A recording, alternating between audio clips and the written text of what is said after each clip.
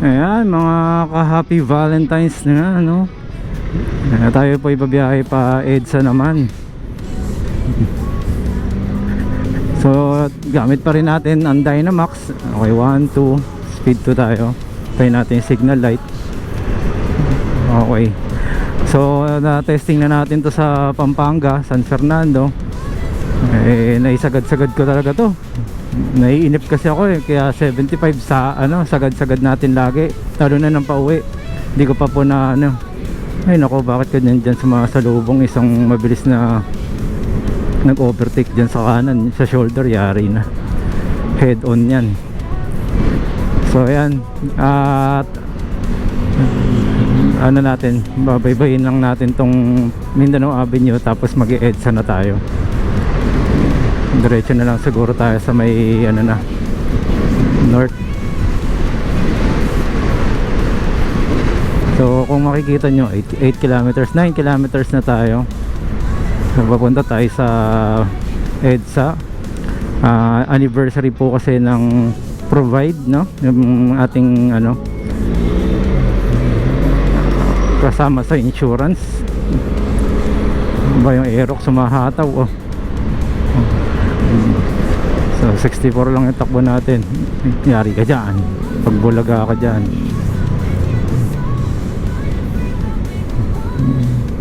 Asan na? Ayun, tingnan nga natin. Tingnan nyo, hataw siya ng hataw. Hindi rin siya nakalayo sa akin. Traffic eh. Naka-skeleton pa naman yung kanyang Aerox Lexus. So signal. So hindi tayo magsiserve ng ganon unti-unti, ang lipat ng lane So speed 3 tayo kasi rolling naman tayo.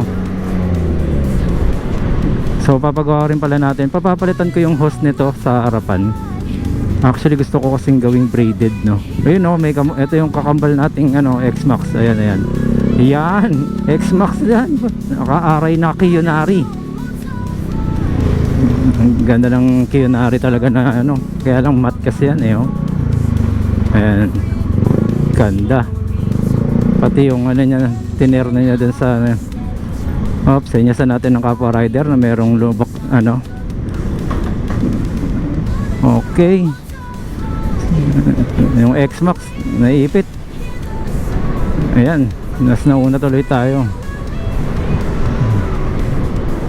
Ito ay ADB. Kamukha lang din ng kamukha lang din ng Storm X. Okay, dito lang tayo. May iba kasi hindi agad tumitingin sa side mirror, kaya parang nagugulat sila kasi walang ingay walang tambucho.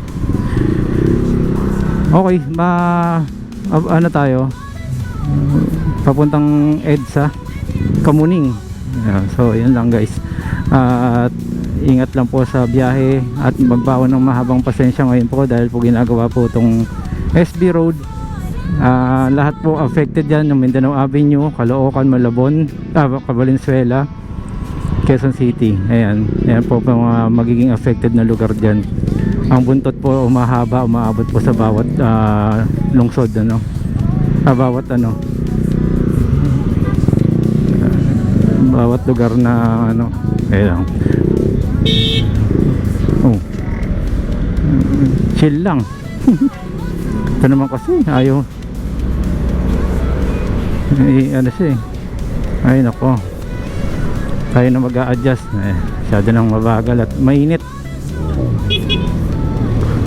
Napawisan na tayo sa bagal. Giorno. Ayan po ang ginamit natin nung kinuha natin tong e-bike. Okay, so dito na lang po sa may dito ko tapusin dito sa may Congressional, dahil dire-diretso na po akong babiyahe dahil mainit na.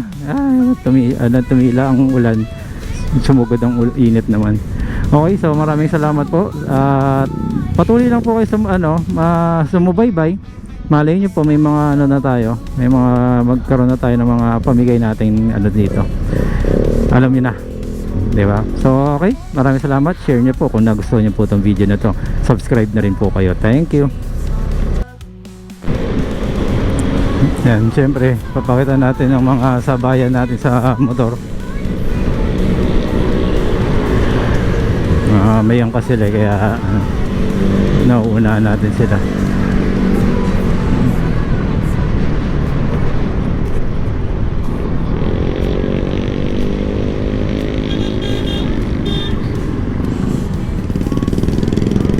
Kala niya